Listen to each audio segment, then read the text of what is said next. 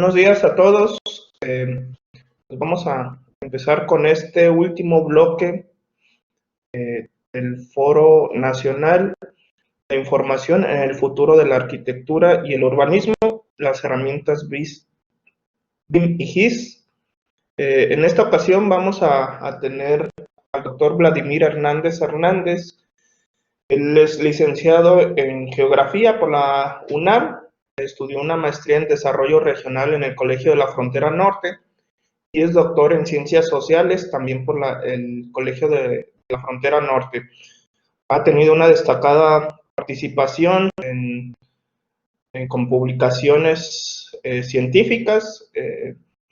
Tiene un nombramiento como miembro del Sistema Nacional de Investigadores en su nivel candidato. Entonces, él es profesor de la Universidad Autónoma de Ciudad Juárez. Vamos a darle la bienvenida al doctor y pues adelante, pasamos los micrófonos para que inicie con su presentación. Muchas gracias, doctor Francisco. Buenos días. Buenos días a todos los presentes. Para mí, la verdad, es un verdadero gusto estar con ustedes en este foro nacional y participar a distancia compartiendo mis puntos de vista y reflexiones acerca de la información en el futuro de la arquitectura y el urbanismo. Entonces, el tema de las mesas del día de hoy.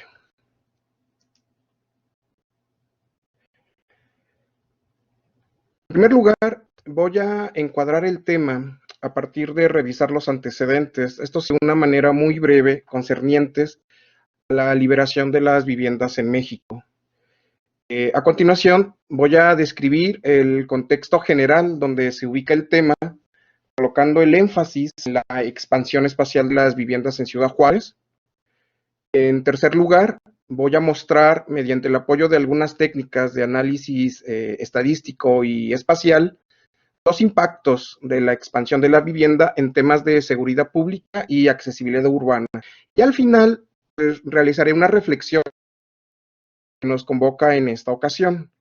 Entonces, estas reflexiones, pues yo también intento tener una retroalimentación sobre el tema de mi presentación, que es un tema que compartimos las ciudades en la frontera norte, pero no solo en la frontera norte, también en muchos otros contextos de nuestro país. Entonces, esto, al final de cuentas, nos va a enriquecer muchísimo en la presentación del tema.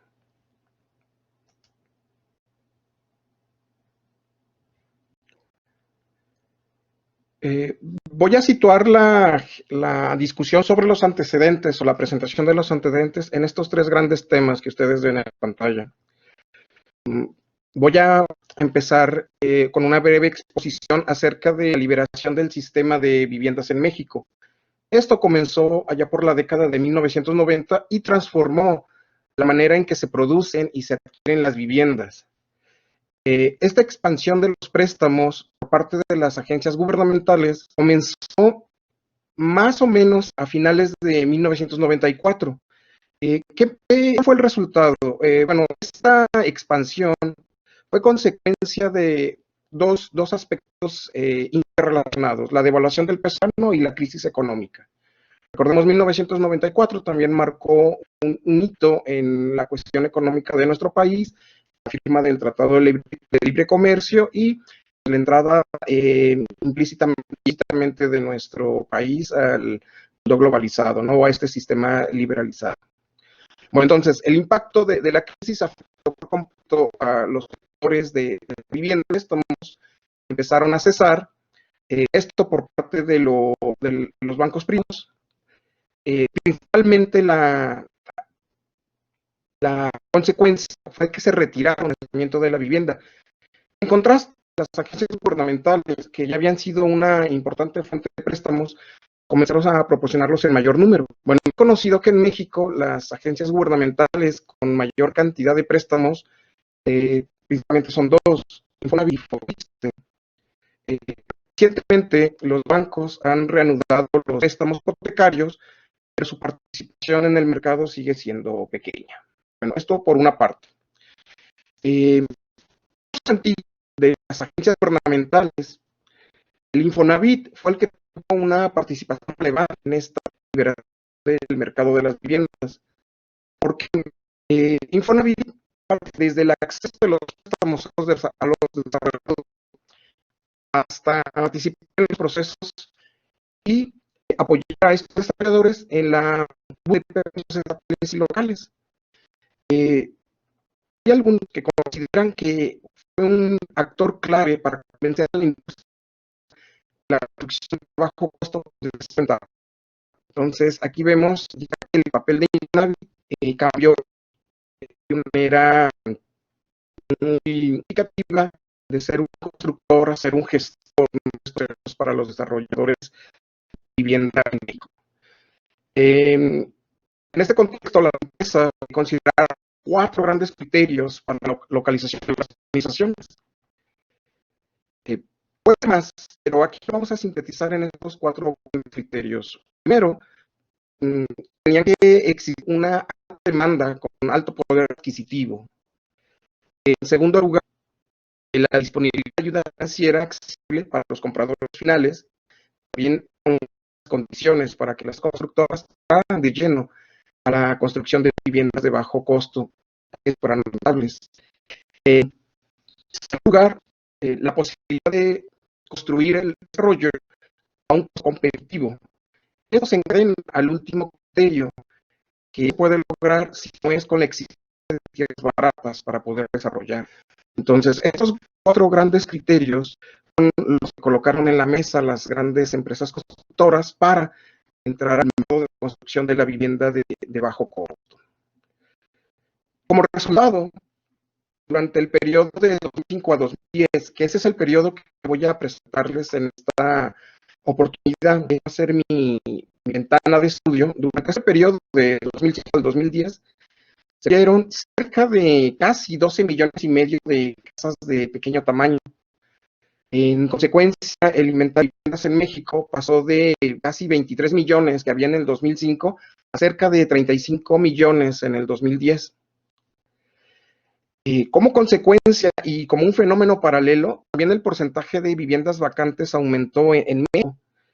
De 3 millones de viviendas que se tenían identificadas en el 2005, en el 2010 esto aumentó cerca de 5 millones más. Entonces tendremos aquí un crecimiento aproximadamente del 14% de las viviendas vacantes en este periodo. Estoy mencionando la escala a nivel nacional.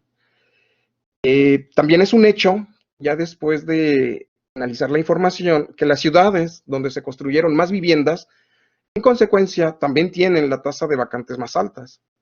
Cuando hablo de vacantes, aquí hay un término que yo utilizo, pero que también puede equipararse a las que son ocupadas o las que son las que no fueron ocupadas o las que fueron deshabitadas.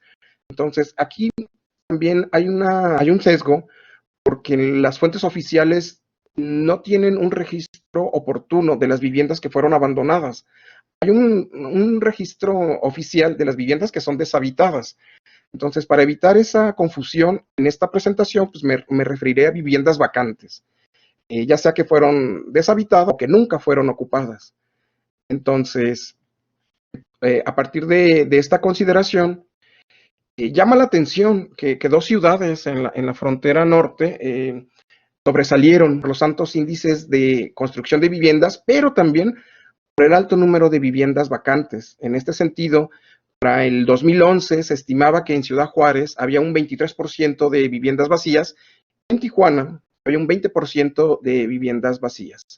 Entonces aquí podemos nosotros empezar a vislumbrar que no se trata de un fenómeno que tiene un peso similar en todas las regiones del país y que podemos identificar plenamente aquellos sitios donde el fenómeno se ha agudizado en los últimos años.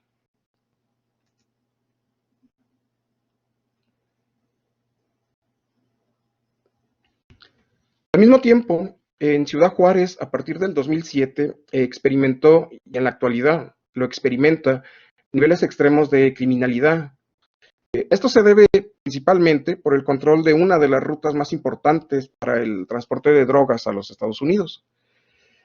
En este contexto, muchos de los desarrollos de vivienda con altas tasas de vacantes se convirtieron en centros minoristas y espacios para el consumo de drogas.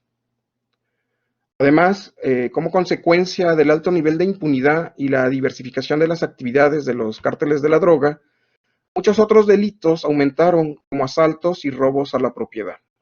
Aquí me gustaría hacer mención de que generalmente llama mucho la nota periodística acerca de los homicidios y principalmente los relacionados con el transporte, el consumo, la venta o la distribución de drogas. Sin embargo, a la luz de estos delitos surgen otros que no necesariamente acaparan la atención del público en lo general, pero que siempre han estado presentes, ¿no? Como son los asaltos y los robos a las propiedades.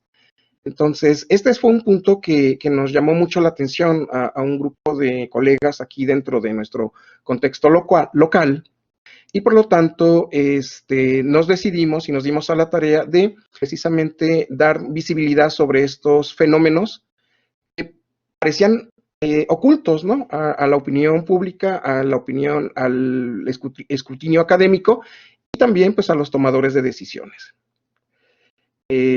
Una consecuencia de este alto nivel de impunidad y de la diversificación de las actividades criminales fue el abandono de las viviendas por sus residentes. Estas viviendas, muchas de ellas fueron vandalizadas, y en este contexto, varios actores locales especularon que la alta tasa de viviendas vacantes propiciaba altos índices de delincuencia, especialmente en los desarrollos de vivienda de interés social. Entonces, esta fue fueron varias notas que publicaron los periódicos locales y también durante los seminarios académicos dentro de algunos foros universitarios, pues traían esta hipótesis. Las imágenes que ustedes ven en la pantalla son rápidamente encontradas si ustedes realizan una búsqueda en internet sobre viviendas abandonadas en Ciudad Juárez. Estas imágenes son reiterativas, ustedes las van a ver con consecuencias, ustedes van a ver estas consecuencias, ¿no? La vandalización, el abandono, la desocupación, la falta de cuidado. Sin embargo, aquí también surge un fenómeno muy interesante. A pesar de las condiciones físicas, urbanas, sociales de estas zonas, muchas de estas casas fueron dadas. Parece un fenómeno muy contradictorio, pero fueron rehabilitadas y fueron ocupadas de manera, vamos a decir, ilegal, porque no tenían la propiedad sobre la vivienda, y adecuaron y acondicionaron para tener un espacio donde vivir. Entonces, por un lado, parece paradójico que tenemos una gran cantidad de vacantes y por el otro lado, una gran cantidad de personas que buscan un espacio donde realizar sus actividades. También hay otro punto interesante que me gustaría comentar. A pesar de que las notas periodísticas mencionaban que resultado de este estrés social, producto de la lucha por los mercados y las rutas de las drogas, mucha gente abandonó Ciudad Juárez. Las ciudades las abandonan quienes tienen los recursos para abandonarlas. Aquellas personas que no cuentan con los recursos, pues bueno, tienen que adaptarse y vivir en ese ambiente. Entonces, no necesariamente existió un gran abandono de vivienda resultado del narcotráfico, sí, pero no en todas las zonas. Y en este sentido, las casas de interés social fueron aquellas que relativamente no se abandonaron por esas circunstancias. Más adelante voy a comentar algunos otros temas que están relacionados con el abandono de estas viviendas.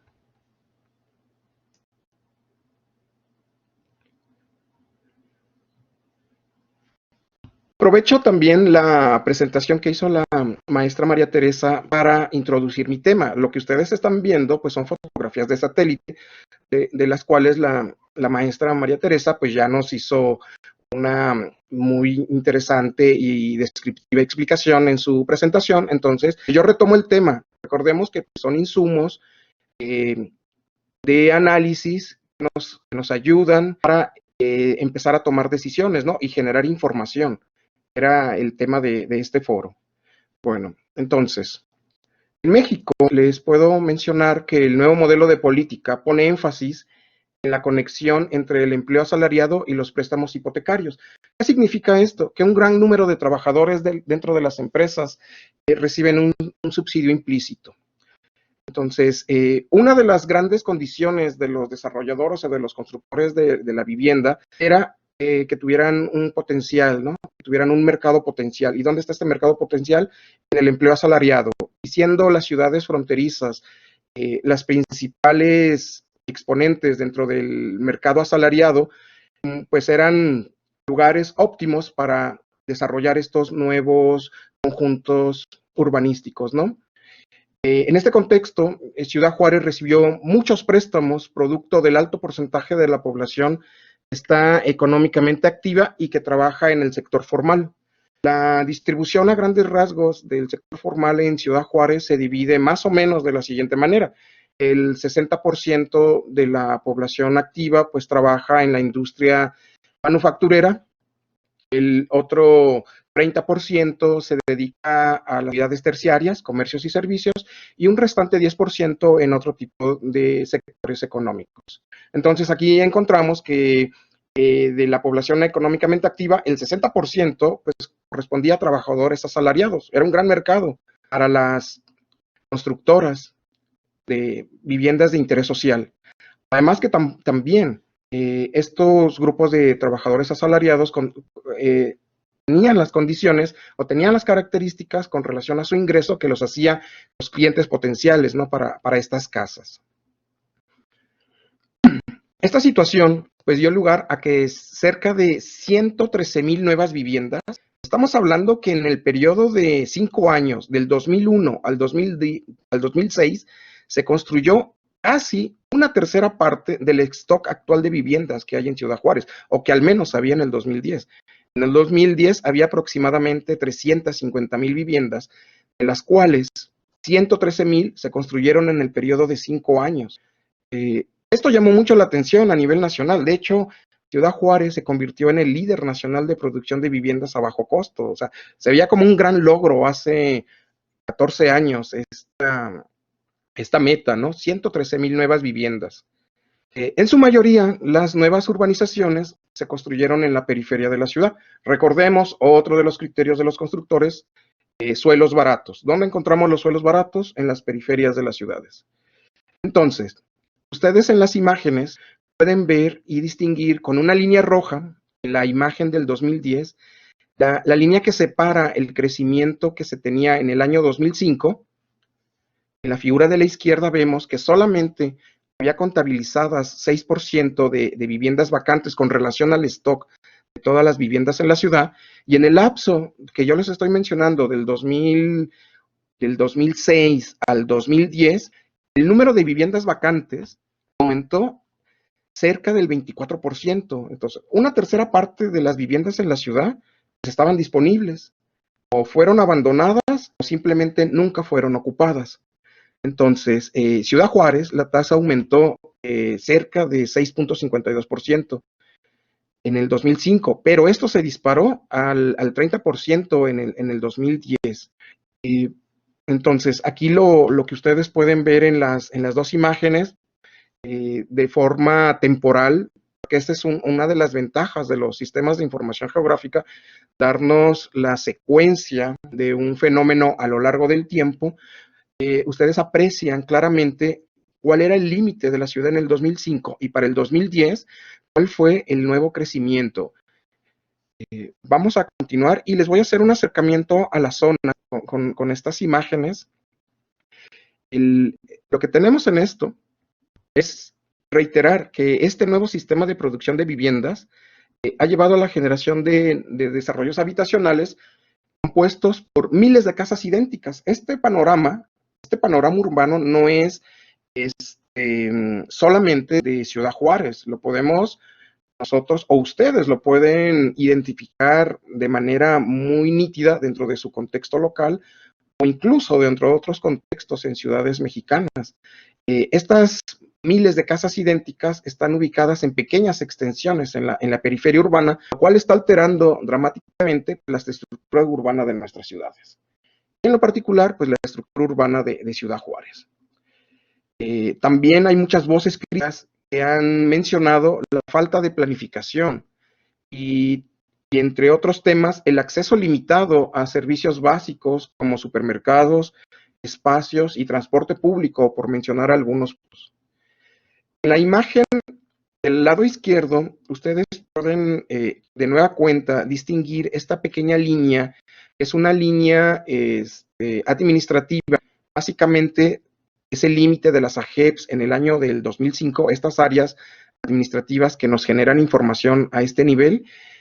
Y lo que está al sur de esta línea, pues son las viviendas o las áreas que se urbanizaron posterior al conteo del año 2005.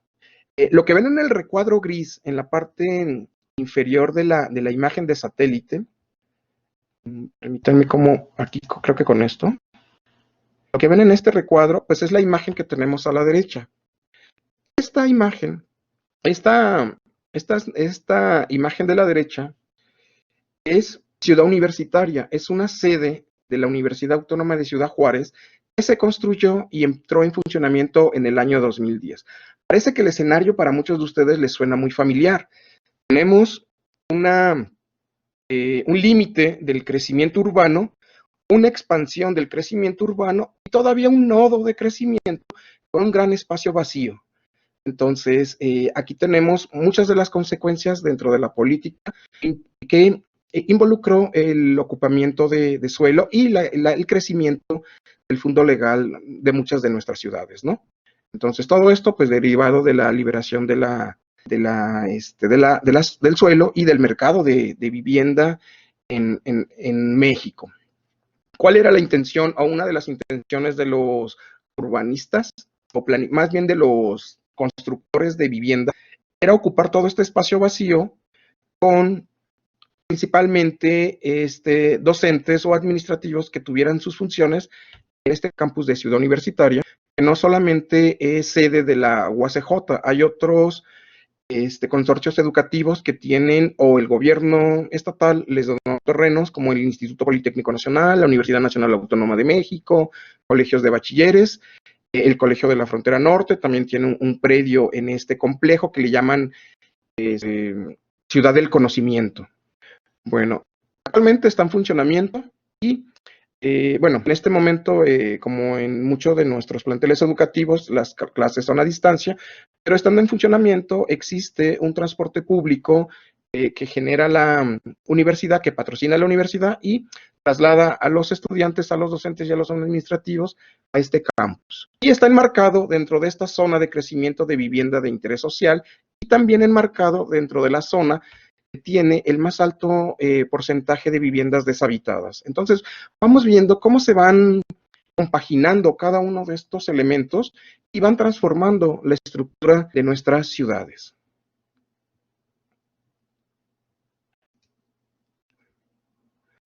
Bien, ahora, con lo que respecta propiamente ya al tema de estudio y cómo relacionarlo con dos fenómenos, la seguridad y la accesibilidad urbana, partimos de fuentes primarias y de algunas técnicas de investigación. Se contó con información del conteo del 2005 y el censo general del 2010 a nivel de AGEP. Entonces, para este trabajo, de aquí, de hecho, una serie de investigaciones que se fueron acumulando, las cuales esto ya concluyó, el proyecto ya concluyó. Partimos de las fuentes oficiales.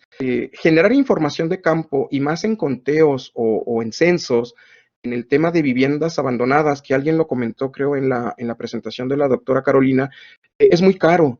Es muy caro. Creo que en este momento en Ciudad Juárez, la Universidad Autónoma de Ciudad Juárez participó en un censo de viviendas abandonadas que se le proporcionó al municipio para rehabilitaran o en algunos casos volvieran a colocar estas viviendas en el mercado. Entonces, ha sido un proceso largo, pero ha sido también un proceso costoso, ¿no? La generación de esta información. En este caso, en este proyecto, partimos de hacer una comparación en el tiempo con fuentes oficiales, de ahí que la inclusión de los censos. También contamos con un registro de robos a casa habitación en un periodo del 2007 al 2014. Este registro fue proporcionado por la Secretaría de Seguridad Pública Municipal. Consistió en una base en formato Excel, tenía principalmente el tipo de delito y dos identificadores, eran dos calles. Los peritos registraban la información en la intersección más cercana al evento. Entonces, registran 2 calles. Y estos 2 campos nos permitieron hacer una georreferenciación de todos estos eventos y después aplicarles análisis estadísticas para encontrar zonas críticas de robos a casa habitación. También voy a mencionar una encuesta de origen-destino de movilidad cotidiana. Recientemente concluyó un trabajo de doctorado aquí en el doctorado en estudios urbanos de esta universidad, donde voy a retomar algunos aspectos de la accesibilidad urbana. Bueno, estos son los insumos básicos. Las técnicas que aquí se emplearon son técnicas tradicionales de estadística y técnicas de estadística espacial. Entonces, vamos a ver algunos puntos como el índice de autocorrelación, el vecino más próximo, análisis de redes y finalmente un modelo explicativo de regresión geográfica ponderada. Y las herramientas que se emplearon a lo largo de todo el proyecto fueron tanto de carácter gratuito como aquellas software que son de licencia. Ustedes pueden ver los nombres en la lámina, no me voy a detener en ello, pero aquí combinamos tanto lo gratuito como los programas con licencia. Vamos a continuar. Porque muchos de estos, y aquí quiero también centrarme un poquito en la discusión. Ahorita que hay muchos estudiantes dentro de las áreas de arquitectura y de urbanismo. Un poco de mis antecedentes. Soy docente, imparto una materia que se llama Puentes Interdisciplinarios en la licenciatura en arquitectura. Básicamente se trata de dotar a los estudiantes de nivel intermedio, un poco avanzado, de las bondades del manejo de las herramientas de sistemas de información geográfica para los arquitectónicos. Entonces, en ese sentido, muchas veces la utilización de herramientas libres nos facilita mucho, tanto a los estudiantes como a nosotros, poder utilizarlas sin incurrir en problemas legales, ¿no? Que generalmente implica el uso de licencias que aparte son muy costosas y luego son muy escasas, ¿no? En nuestras instituciones educativas. Entonces, también se generaron productos donde participaron los estudiantes manejando los software libres para muchos de sus proyectos de titulación. Ahora, en relación a los impactos, voy a centrarme básicamente en la relación entre la vivienda y los delitos. Estos tienen una consecuencia negativa cuando la oferta de la vivienda es barata y su ubicación se da en zonas desfavorecidas. Estas zonas, por lo generalmente, pues han sido dadas por años o por décadas. En este contexto, el entorno urbano ofrece oportunidades y estas son a las que traen a los individuos para vulnerar a las propiedades y a las personas. O sea, son oportunidades que no son al azar, fueron creadas y fueron externalidades no negativas, externalidades negativas no deseadas en muchas de estas zonas, producto de que las decisiones que se toman en otros niveles de gobierno, pero que se materializan en el ámbito local. Entonces, este es el tema que voy a presentarles a continuación. Este es el primer impacto. Es la relación de la vivienda barata y los delitos a la propiedad. En la figura de la izquierda, ustedes pueden apreciar que se indican las zonas donde los robos a casa habitación están en mayor medida concentrados. El mapa les revela el total de robos por unidad de superficie, es una medida de densidad. La intensidad del color indica la menor o mayor densidad de robos. Y para una mejor visualización de los resultados, lo que nosotros incluimos en esta representación fueron estos contornos, que son una representación de isolíneas o líneas de igual valor de robos a casa habitación. ¿Cómo se generó esta capa? Pues bueno, yo les había anticipado que teníamos una tabla en Excel con los delitos puntuales a nivel de los robos a casa habitación.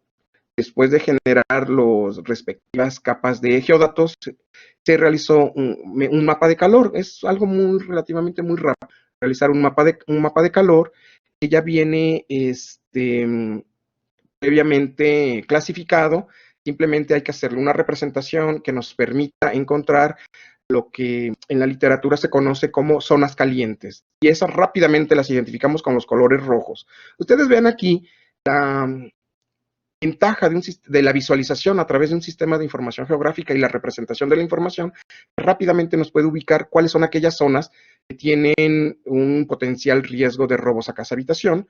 Vemos una gran concentración de las zonas en la parte norte de la ciudad.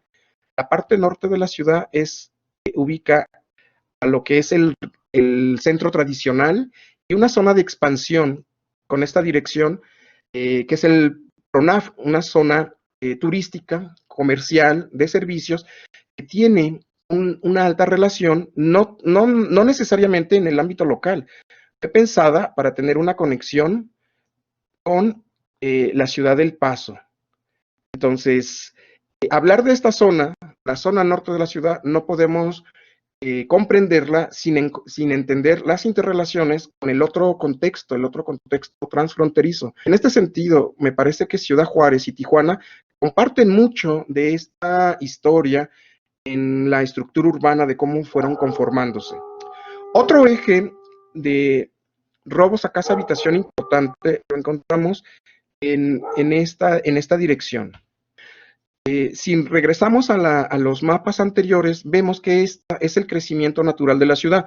La ciudad tiene unos límites de crecimiento, tiene la frontera, un límite político-administrativo, tiene la Sierra Juárez en el lado poniente de la ciudad. Entonces, la zona sur-poniente, que sería toda esta sección, pues es la zona del crecimiento natural de la ciudad. Entonces, conforme se va expandiendo la generación de las viviendas, también se expande el fenómeno de los robos a casa habitación. Entonces, esto fue realizado con análisis de autocorrelación, análisis de densidad y la metodología del vecino más próximo.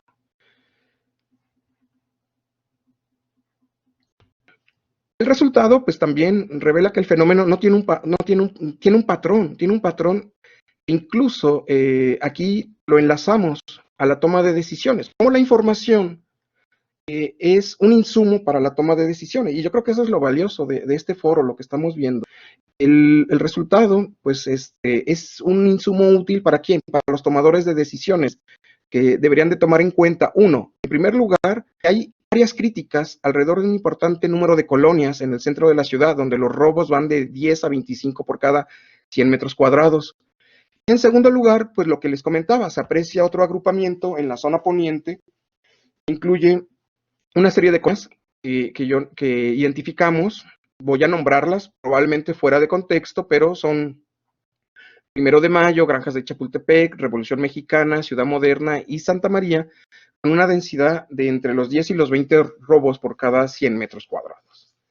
Y en tercer lugar, tenemos zonas de menor intensidad con la dirección suroriente, donde las densidades de los robos van de 10 a 15 robos por cada 100 metros cuadrados.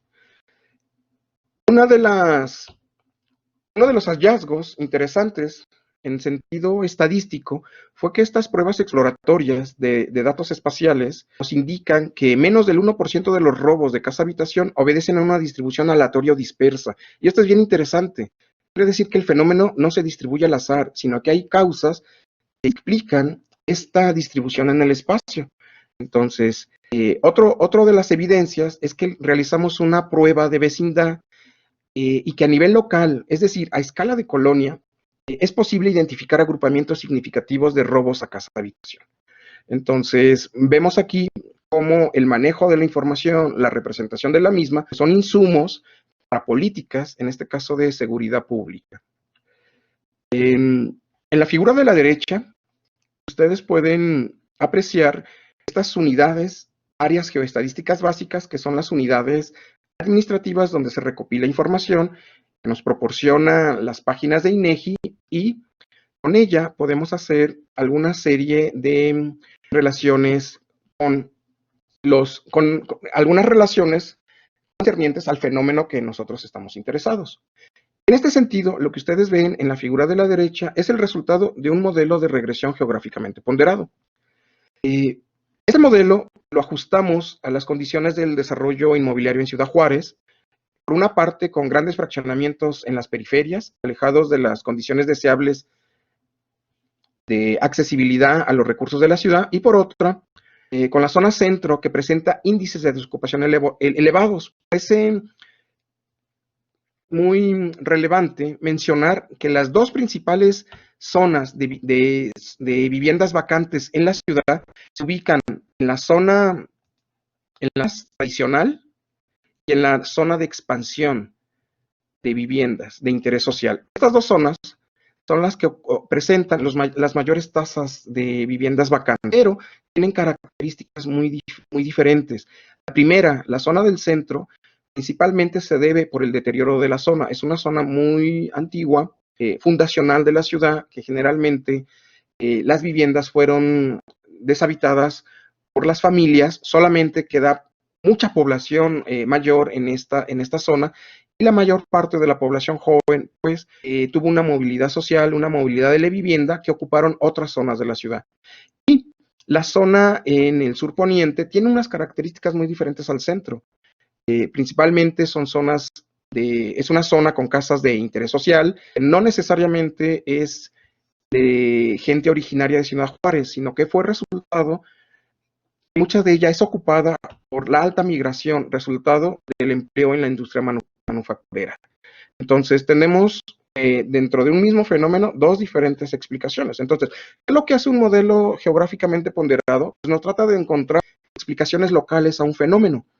Entonces, aquí lo que podemos nosotros, otro de nuestros resultados interesantes, fue que la distribución espacial de las viviendas vacantes explicaba en un 18% la variabilidad de los robos a casa habitación. Entonces, aquellas opiniones que al principio tenían muchos actores locales de que si efectivamente el abandono o la desocupación de las viviendas tenía un impacto en las tasas de criminalidad y principalmente en los robos a casa habitación o en los asaltos, pues nosotros a través de todo el trabajo y mediante la elaboración de este modelo, pues pudimos obtener este dato. Pues sí tiene una importancia, no es al 100%, pero al menos es un porcentaje interesante, ¿no? Hablar del 18% se debe a las viviendas vacantes, pues nos habla que hay que tener políticas adecuadas para tanto disminuir la vacancia de vivienda y en consecuencia mejorar los índices de seguridad pública de las zonas. Entonces, en ese sentido, pues vamos avanzando. ¿Y cómo lo relacionamos con este aspecto de la seguridad pública? No me centraré en la explicación de las técnicas, mejor quiero que ustedes se centren en la manifestación de los resultados, en el espacio, y que a través de estos mapas vayan distinguiendo dos conceptos que yo aquí quiero adelantar. Uno que es la distancia y el tiempo, que van estrechamente relacionados. Entonces, los principales beneficios o los principales recursos de la ciudad se ubican en la zona norte. En el mapa de la izquierda, el gran círculo que yo marqué es la zona que tiene los principales recursos urbanos, la mayoría de los hospitales, la mayoría de los centros educativos, los principales centros comerciales, minoristas, encontramos de todo en esta parte. Y con el paso de los años y la expansión de la población, pues muchos otros servicios de comercios y servicios han seguido a los grupos de mayores ingresos y se ha extendido a otras zonas de la ciudad. Entonces, cuando hablamos, lo relacionamos con el mapa de la izquierda, con la distancia, pues nos queda considerablemente alejado los bienes y servicios urbanos de todas estas nuevas zonas de interés social. Ahí es donde recae la crítica principalmente al modelo. Nos crea un gran conflicto en relación al acceso de las personas a los servicios básicos que ofrece la ciudad. Y ese es un grave problema, ¿no? Para nuestra ciudad en este término. En estas dos representaciones, esto es resultado de una encuesta origen-destino que fue realizada en el año 2019, entonces son datos muy recientes. Y esta encuesta se terminó, si no me equivoco, en diciembre del 2019, casi a principios de enero, febrero, precisamente un momento antes de que empezara la contingencia. Es decir, teníamos los datos o tenemos los datos de la movilidad en la ciudad antes de la contingencia, y lo cual me parece independiente para otros trabajos, un punto de partida bien interesante, ¿no? De cómo se daba la movilidad en la ciudad antes del COVID-19. Se realizó en el marco de una tesis en el programa de doctorado en estudios urbanos. En esta imagen, como puntos de origen, la zona suroriente, y los destinos, pues son todas aquellas iconos que ustedes pueden ver, representan los modos de viaje que representan las actividades que reportaron las personas en la encuesta. Este trabajo, para modelar este mapa de accesibilidad, se recurrió al análisis de redes y lo que representan los colores son isócronas, son áreas de igual duración de tiempo. Y las líneas se conocen como líneas de deseo, que al final de cuentas representan no la distancia ni el tiempo, pero sí una representación gráfica del origen y el destino de los viajes. Entonces, podemos rápidamente nosotros por los colores distinguir la zona central de la ciudad, de esta ciudad, la zona tradicional y la zona del PRONAF, dos de los principales subcentros urbanos de la ciudad, están a una distancia aproximadamente de 70 minutos en un viaje en automóvil, en unas condiciones modeladas aproximadamente entre 60 y 70 kilómetros por hora. Entonces, las distancias y las velocidades pueden variar. Esta modelación, si nosotros le incluimos el factor de costos de congestión, le incluimos el viaje en transporte público y otra serie de variables que nos van a condicionar los viajes, estamos hablando que un viaje de la zona suroriente a la zona norte de la ciudad en transporte público generalmente tiene una duración entre 120 y 130 minutos. Entonces, ya con estas cifras, nosotros nos podemos dar cuenta de las grandes diferencias que existen en estas zonas donde se construyeron viviendas de interés social y el acceso a los recursos que ofrece la ciudad en lo general.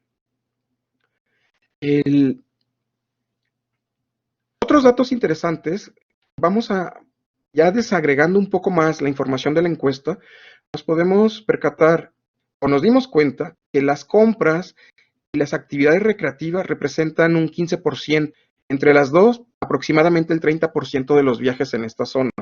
Las compras nos pareció muy significativo que mucha gente lo reportara. Esto porque los lugares les quedan lejos, entonces tienen que realizar viajes para realizar sus compras. Entonces nos habla y nos da una medida de esta inaccesibilidad, ¿no?, a muchos de los recursos. También otro punto, resultado de la encuesta, casi el 13% de los que contestaron la encuesta mencionaron que su motivo de viaje era para llevar o recoger a alguien. Entonces, desagregando un poco más los datos de la encuesta, uno de los inconvenientes es la cobertura del transporte público. El transporte público en estas zonas deja de funcionar a las 5 de la tarde. Más allá de las 5 es imposible encontrar transporte público.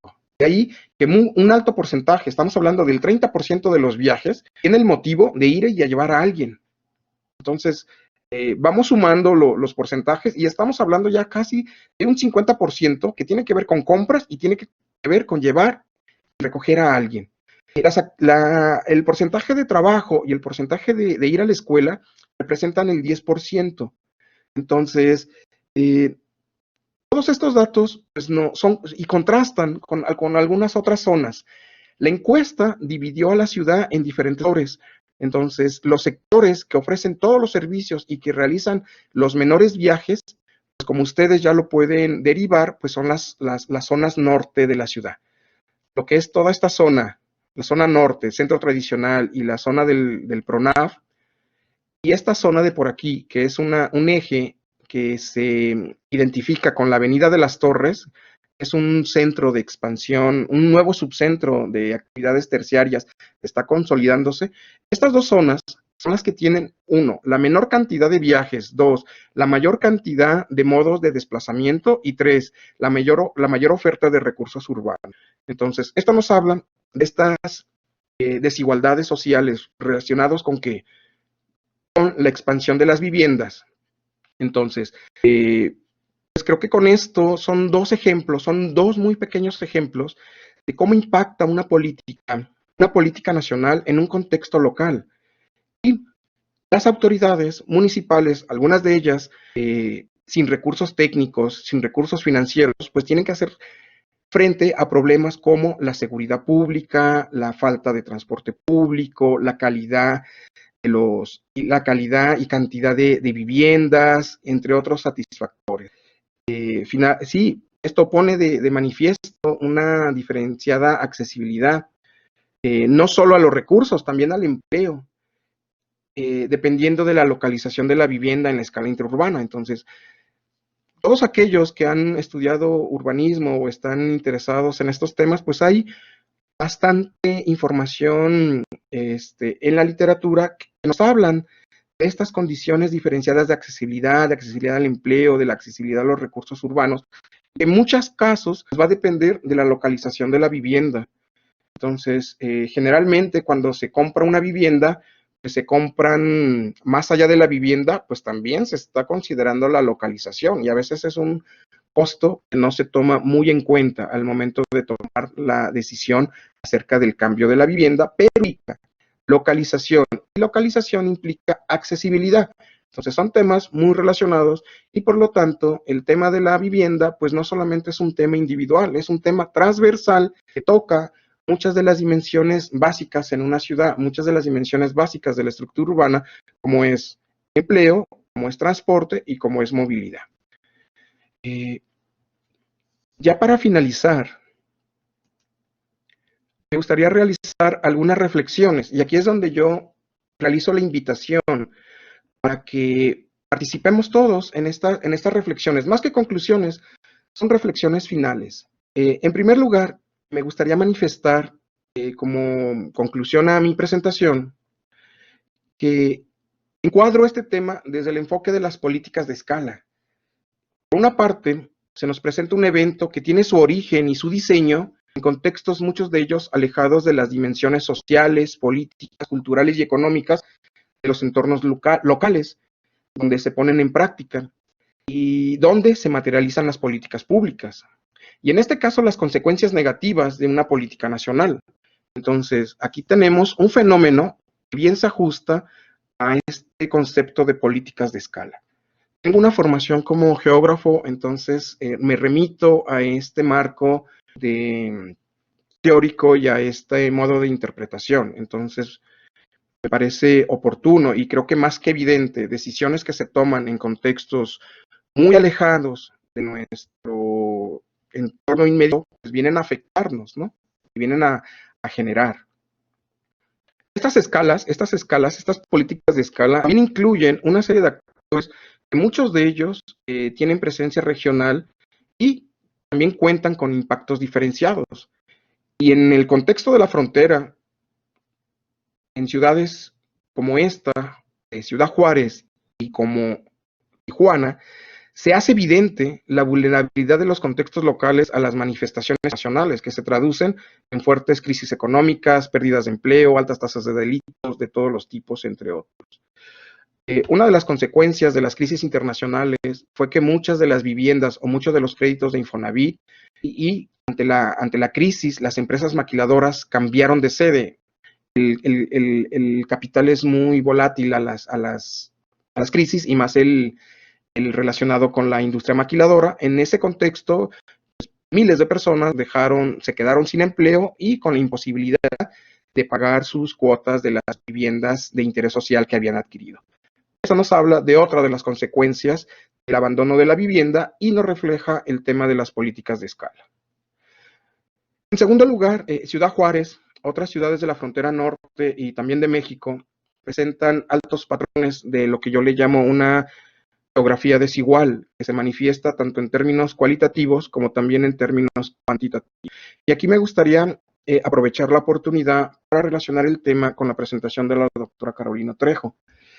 Si bien nosotros en este proyecto teníamos una escala urbana y partimos de fuentes oficiales, el siguiente paso en el proyecto, que yo ya no participé en él, pero sí otros colegas de Ciudad Juárez, fue acercarse a las zonas que se habían identificado con altas tasas tanto de robos a casa habitación y que coincidían con altas porcentajes de viviendas deshabitadas para elaborar un proyecto más relacionado con la cartografía colaborativa de la que les hablaba la doctora Trejo. Entonces, en este sentido, vemos cómo técnicas o un mismo fenómeno puede ser abordado de diferentes perspectivas, pero al final de cuentas para generar información. Entonces, las escalas de información, tanto a escala urbana, pero como a escala del barrio, nos permiten utilizar otros instrumentos que nos ayudan a generar el tema de este foro, que es la información. Y la información pues nos lleva a elaborar mejores respuestas, ¿no?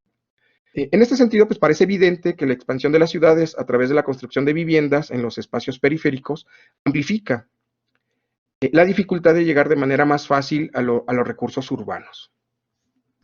Y en tercer punto, en la línea de este foro, se ilustró la utilidad de los medios de análisis geoespacial, en primer lugar, para difundir y divulgar los conocimientos a públicos más allá de los recintos académicos, o a ppúblicos tanto del recinto académico, pero que no está tan familiarizado con estas técnicas, pero que una representación visual rápidamente nos sitúa y nos hace atractiva la información. Esta es una más de los instrumentos que contribuyen a la generación, seguimiento y evaluación de planes y políticas públicas. Entonces, es uno más de los instrumentos que se suman al ciclo de las políticas. Y en este sentido, los sistemas de información geográfica tienen un futuro como generadores de información tanto en arquitectura como en el urbanismo. Esa sería mi última reflexión en este sentido. Y finalmente, pues agradezco la atención de todos ustedes. También manifiesto mi agradecimiento a la Facultad de Ciencias de la Ingeniería y la Tecnología de la Universidad Autónoma de Baja California, al maestro Antonio Gómez Roa, José Francisco Armendáriz López por su invitación para participar en este foro nacional, y sin dejar de mencionar a la doctora Carolina Trejo, quien inició el vínculo entre su servidor y la facultad, y con esto finalizo mi presentación. De nueva cuenta, muchísimas gracias.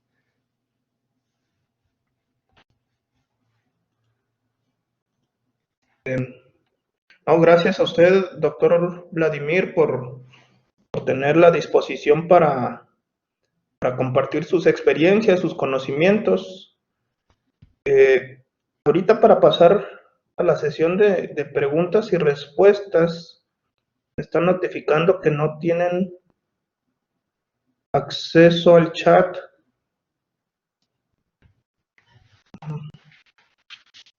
Pero no encuentro cómo. Acá está. Se supone que ya se pueden hacer preguntas en el chat. Adelante, si alguien tiene alguna pregunta, algún comentario que hacer.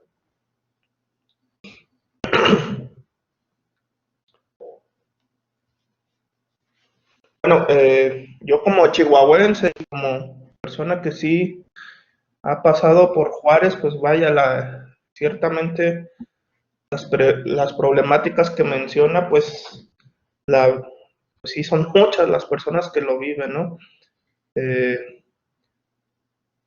Pues desafortunadamente, pues de pronto esa falta de vinculación con la academia de parte del gobierno, de los mismos tomadores de decisiones, las empresas constructoras, pues caemos en estos problemas, ¿no?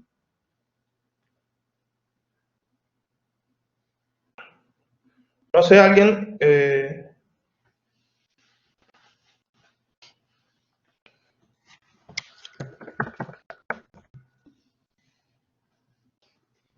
¿tienen alguna pregunta que hacer, algún comentario? Ok, aquí hay una pregunta. Muchas gracias por la ponencia. Una pregunta. En el caso de este proyecto, ¿se hizo una vinculación con las autoridades durante el desarrollo del proyecto? Okay. No se hizo una vinculación con las autoridades. Para la vinculación directa fueron las gestiones para obtener los datos de seguridad pública en el marco del proyecto. Son datos que generalmente, bueno, no sé, la mayoría de los investigadores o quien tiene estos temas sabrá la dificultad de tener acceso a esa información. Generalmente no la proporcionan. Entonces, el vínculo o la relación fue para obtener esos datos a través del proyecto. Y posteriormente se presentó en un foro los principales resultados como parte de las actividades de vinculación, pero hasta ahí quedó la vinculación. Entonces tampoco, no crean que se muestra tanto interés por parte de las autoridades, ¿no? A mostrar esto. Pues la parte más significativa pues fue la divulgación, la difusión, como en este foro de estos resultados, y que en algún momento pues asistían algunas de las autoridades, veían la información, tomaban notas, pero pues las administraciones municipales, recordemos que cambian cada 3 años, y pues eso dificulta el seguimiento de muchos de los proyectos, ¿no? Este fue un proyecto, se enmarcó dentro de un fondo mixto que tenía la ciudad, y concluyó con el financiamiento, pero después continuamos con algunas otras actividades. El proyecto participaron colegas del Colegio de la Frontera Norte y su servidor, y algunos otros colegas de la Universidad Autónoma de Ciudad Juárez. Entonces se generaron algunas publicaciones, y pues creo que hasta ahí sería la mayor vinculación que tuvimos con las autoridades. Okay. Hay otra pregunta, pero a fin de cuentas ya la contestó, ¿no? Básicamente si se vislumbra alguna política de mejora a nivel local. En este momento, bueno, si me permite nada más un rápido comentario. En este momento en Ciudad Juárez y el Departamento de Arquitectura está elaborando el plan de desarrollo municipal, el plan urbano de desarrollo municipal en coordinación con la SEDATU. Entonces, me parece que ahí hay un vínculo directo, y muchos de los que participamos en estos proyectos, pues ahí vamos a tener cierta injerencia al momento de tomar algunas decisiones en cuestión de las políticas que pudieran mejorar las condiciones de habitabilidad y urbanas en la ciudad. Ok. Bueno, muchas gracias por aclarar la duda. Ok. Bueno, pues a fin de cuentas, es una problemática hermana con lo que se vive en Ciudad Juárez, ¿no? Perdón, en la ciudad de Tijuana. Bueno, sí, claro que sí. Son contextos muy similares, en algunos casos diferentes, pero en términos de estas políticas estructurales creo que se comparten mucho, incluso hasta de la distribución de las viviendas compartimos. También tenemos ciudades del conocimiento alejadas de todo, también lo compartimos. Entonces hay más coincidencias que otras cosas. Ok, bueno, pues le agradecemos, doctor Vladimir. La verdad, es siempre interesante escuchar a trabajos pues, eruditos, ¿no? En este sentido, que muchas veces vemos el problema, lo vivimos, pero pues vaya, incluso como estudiantes de arquitectura no vemos un poquito más allá, ¿no? Le agradecemos mucho su disponibilidad de compartirnos sus conocimientos y experiencias, y bueno, pues esperamos verlo próximamente en otro evento por acá. Claro que sí, con todo gusto. Muchísimas gracias a todos y un saludo desde Ciudad Juárez.